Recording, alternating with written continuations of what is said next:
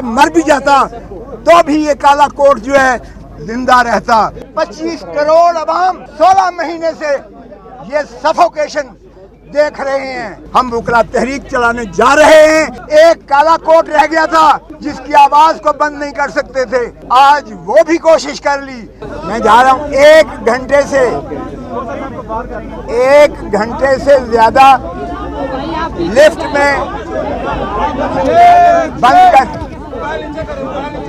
1 ہفتے میں لفٹ میں 1 گھنٹے میں لفٹ میں بند ہو کر جو ہم نے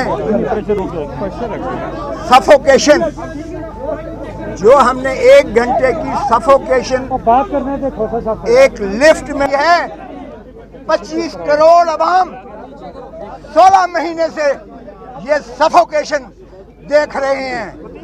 ایک کالا کوٹ رہ گیا تھا جس کی آواز کو بند نہیں کر سکتے تھے، آج وہ بھی کوشش کر لی۔ ہم مرنے سے بچ گئے، وگرنہ آپ کے سامنے جو حشر تھا۔ لیکن یہ غلط فہمی میں ہے کہ اس طرح سے وکلا کے یہ عزم کو مار دیں گے۔ میں بھلے مر بھی جاتا تو بھی یہ کالا کوٹ جو ہے زندہ رہتا۔ اور یہ آئین کی بالادستی، یہ قانون کی حکمرانی، یہ پاکستان کی عظمت، یہ جمہور کا حق، یہ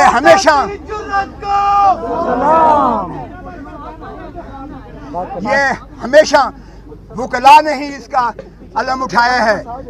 آج بھی ہمیں کسی فرد سروکار نہیں ہے، ہمیں ملک کی عظمت چاہیے، ہمیں آئین کی بحالی چاہیے، ہمیں قانون کی بالادستی چاہیے، ہمیں عدلیہ کو آزاد دیکھنا ہے اور آزاد فیصلے کریں۔